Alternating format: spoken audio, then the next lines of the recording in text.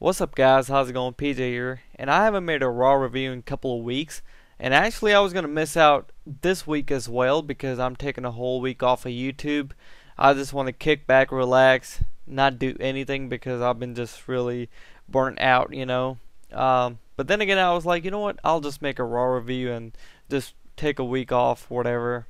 But then again, let's take it from the top.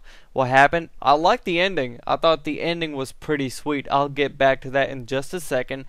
See, they're really pushing Daniel Bryan right now at the very moment, and I have no idea why the McMahons are being involved because it makes perfect sense.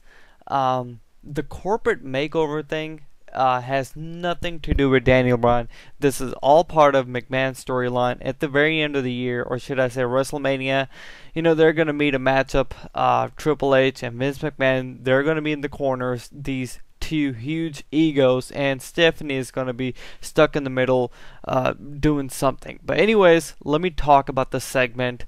Vince McMahon basically came out and he wanted to, he wanted to shave Daniel Bryan's beard, and it actually failed. It didn't work, and we all knew that it was going to be a failure.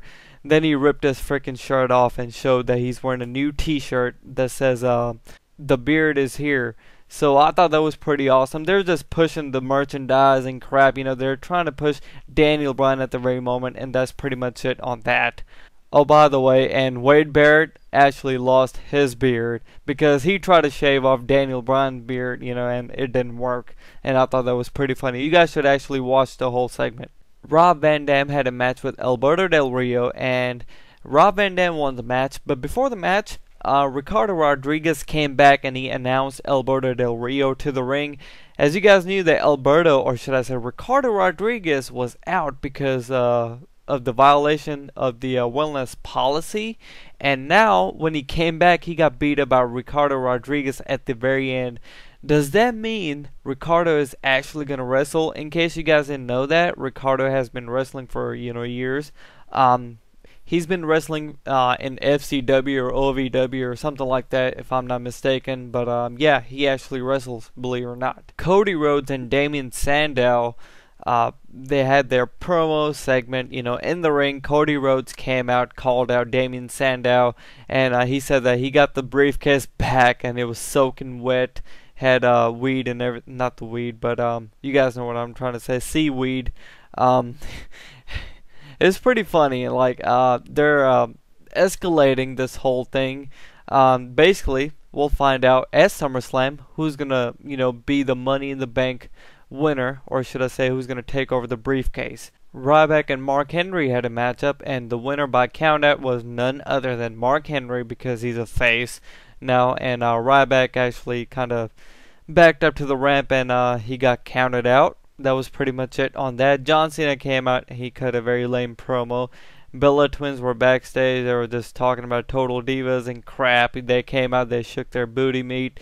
And what else? Oh, by the way, in John Cena's segment, Randy Orton came out, he interrupted John Cena, and here comes the Shield. That's where they announced, they're, later on they're gonna have a match against the Shield that included Daniel Bryan because Daniel Bryan actually came to the save. This is actually really cluster effed up because I'm talking all mixed up between matches and promos that were supposed to take place before and after. I don't know, whatever. You guys know what I'm trying to say. Tensai and Brodus Clay had a matchup with Eric Rowan and Luke Harper, which are the members of the Wyatt family, and I thought that was pretty cool. I've been missing their matches on SmackDown, even though they're only in seconds or whatever. Somebody told me that they don't last very long. This was actually a little lengthier than, I guess, just seconds, because I thought that was pretty cool because, they're actually showing the strength of these guys. Because Luke Harper got knocked down a few times, and he got up and he knocked down Tensai or Brodus Clay. So it was pretty cool, that they won the matchup. And after that, they cut a promo. Now, this is very important. This is what I missed, and I found out like maybe 30 minutes later what happened, what I missed, and I was kind of ticked off. When Bray Wyatt cut a promo at the very end, Kane came up on the screen or something. I still haven't watched the segment, so this is what happened, what I heard.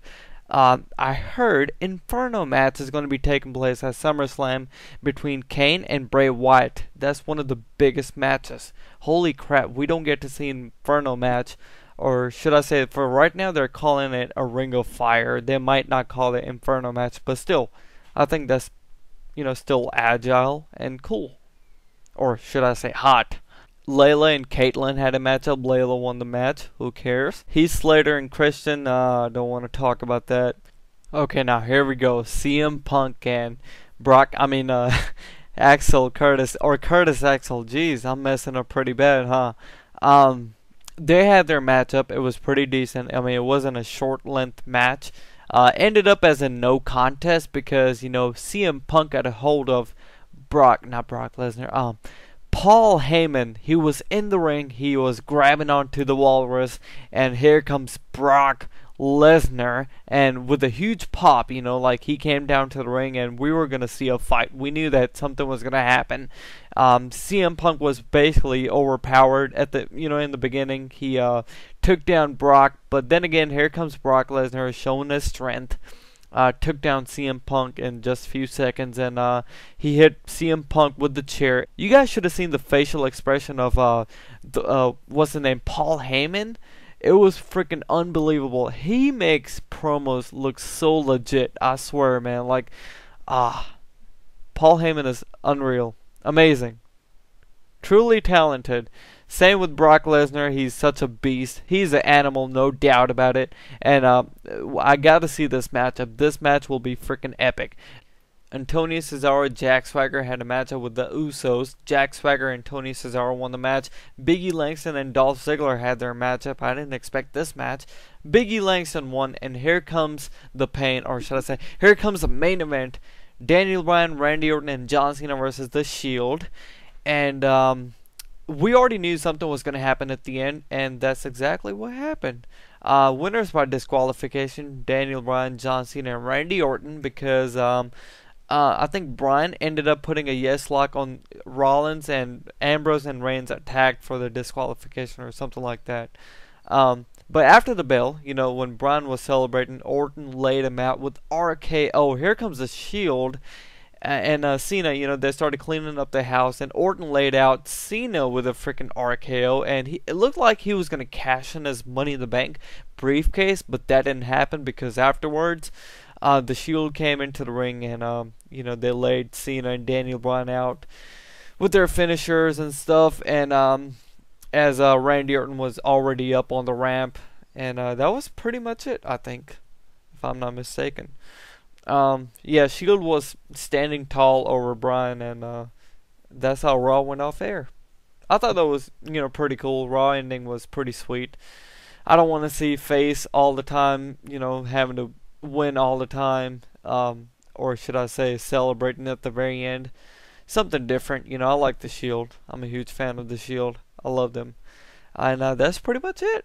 I think I covered up most of the stuff. I'm sure I missed here and there something about divas or something like that. Maybe a nip slip or something, if that ever happened at this past Monday Night Raw. But yeah, that's pretty much it. Thanks for watching. Please give me a like on this video, and I will see you guys next time. Bye.